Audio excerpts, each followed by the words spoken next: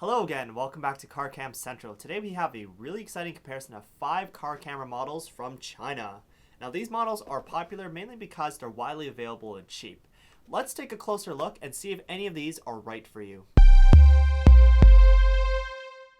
These are the 5 cameras for review. They all have a similar construction. They have a long, flat polygonal body made of hard plastic with a 1/4-inch tripod hole at the top, lens at the skinny end, and housing a flip-down screen at the bottom. So making my life difficult was the lack of information or model names on these cameras.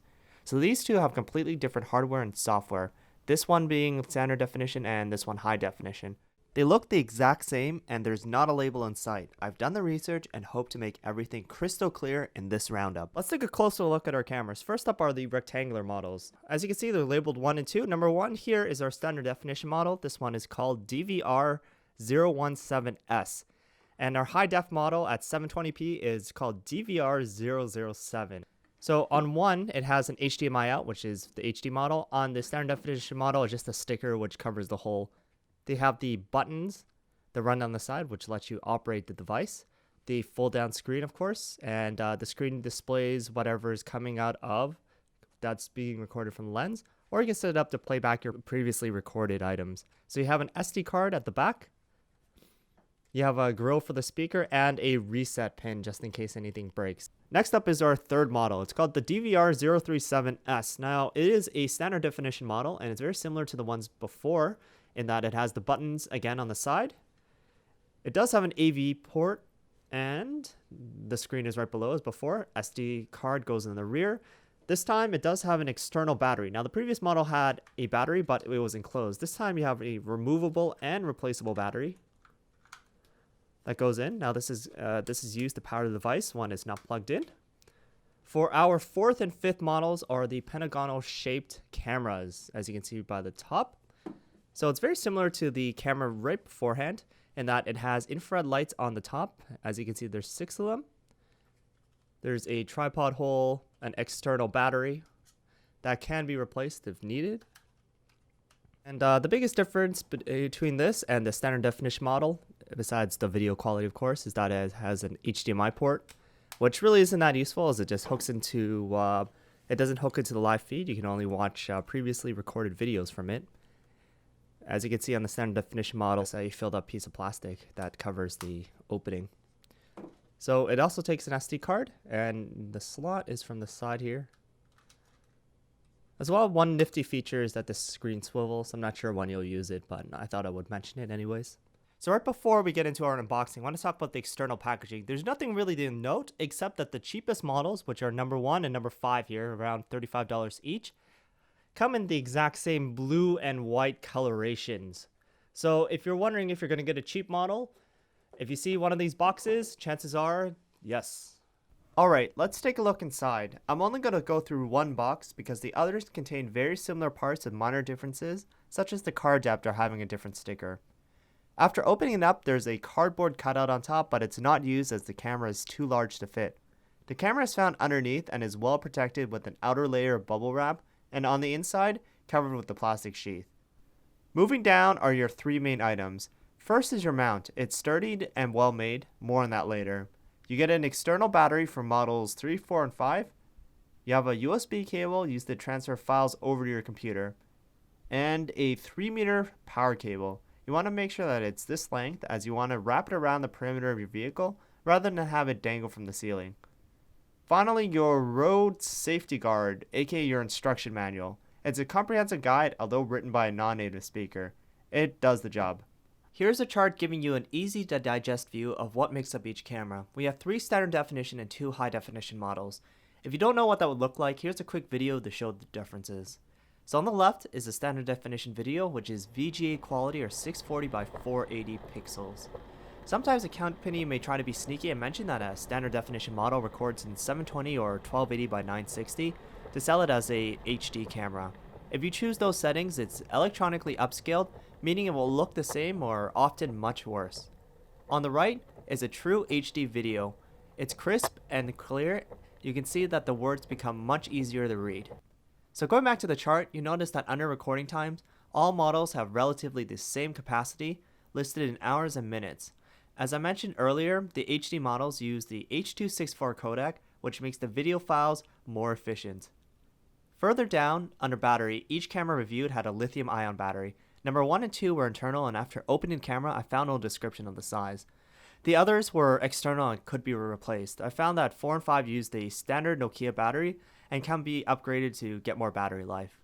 Finally, for the video output, this feature was only available on the more expensive models, and from those cameras, only number 3 was able to output live video from the camera to your TV.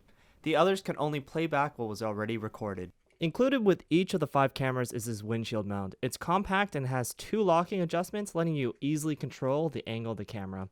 So during testing, when properly secured, not one camera fell in both hot and cold weather. I did find that under heat, some of the screws could loosen. So what I used was some blue Loctite, which is found in most hardware stores, to lock the threads in place. If you can't get some, I would recommend you check your camera every couple days just to make sure that everything is still tight.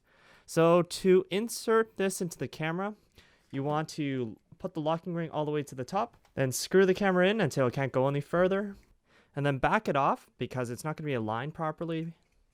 Then screw down the locking ring. So to install your camera, you want to find the center of your vehicle, which is generally in the middle of your rear view mirror, and you want to place it right behind it, lining up the middle of your camera with the middle of your windshield, and place it as far up and behind your windshield as you can. Once you find your position, you want to lock it down like so, and then you want to level out the camera. You can hear it clicking, and you just want to tighten that down there, and then you can swing it left and right, making sure that's nice and level as well, and you tighten that down. So once you've done that, you're good to go. So everything's been installed and mounted. You want to take your SD card. In this case, I'm using a Class 10. I would recommend you use a Class 10 card as well. You'll stick it in the slot, and with the click, you know that it's firmly inserted. Now, once you've plugged in your transformer into your cigarette lighter, you want to take the other end and stick it into the 5-volt hole here. I'm actually a big fan of these plugs, as I've mentioned before, as it allows you to rotate it. So once it's inserted, is that they turn on really fast, and as you can see here, it's already recording. And you can also see if the screen were to be closed, that there's an LED at the top flashing, letting you know that it's working. Let's go over some footage. For this review, these cameras were placed side by side and all 5 are recording at once, so you can see how each stacks up. First up are the standard definition models during the day. This here is camera number 1. The color balance is off, which is why everything is so green. It's rather grainy even in daylight, and as expected, you can just make out license plates directly in front of you. For camera number 3, the color balance is much better and has less grain in the picture.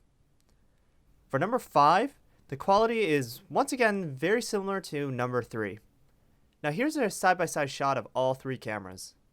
Going to the HD cameras, we can see a clear leap in quality both in the details and the video clarity. The plates directly in front are nicely visible. The ones to the side are more difficult to read. I found this camera to have sharper video, however it's not that big of a difference. And here's the side-by-side shot of these 2 HD cameras. Now let's see how everything performs at night. Starting off with the side-by-side shot, I wanted to first highlight the major differences between cameras 1 with 3 and 5. I found that number 1 is too dim. The picture is underexposed, and therefore you can't make out any details in the darker areas of the video.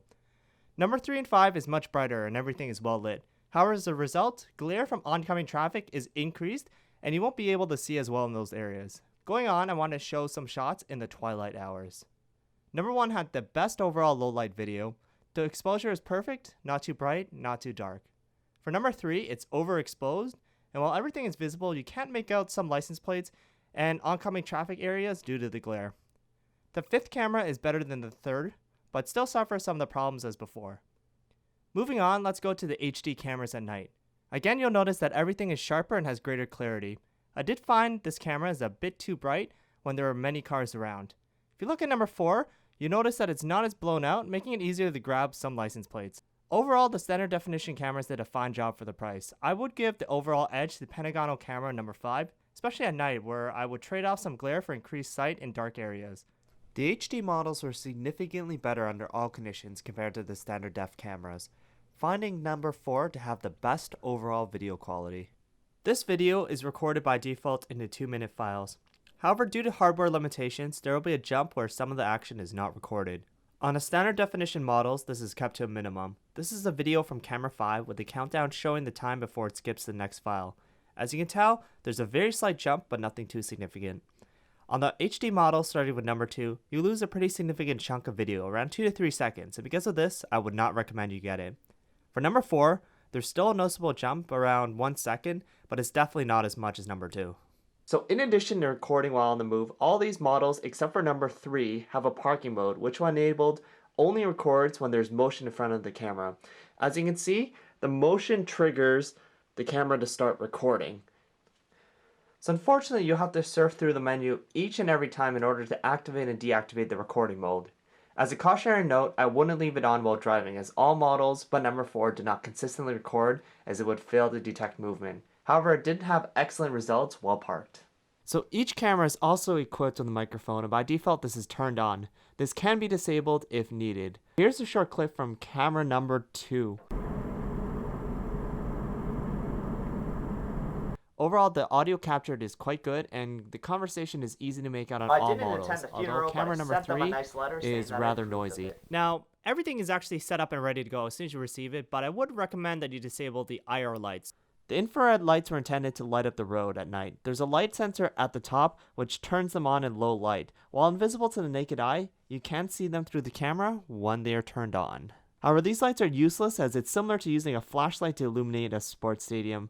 I would turn it off permanently in the settings, otherwise you'll be hit with glare as it bounces off the windshield, obscuring your vision. You can see its effects as the spider walks in front of the camera.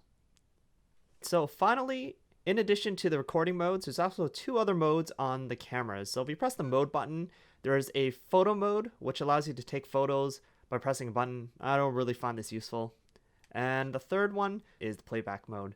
So you can actually play back your old files right on the camera itself. And if we select one that has it, there we go. And it'll actually start playing, and it has a speaker at the top, so it plays back any of the sounds you may have recorded before.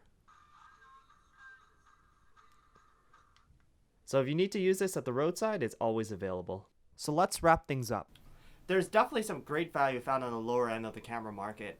I think the 2 overall winners in this 5-camera comparison were the 2 Pentagonal cameras. At the low end, for $35, you get a camera that records your daily drive with decent quality.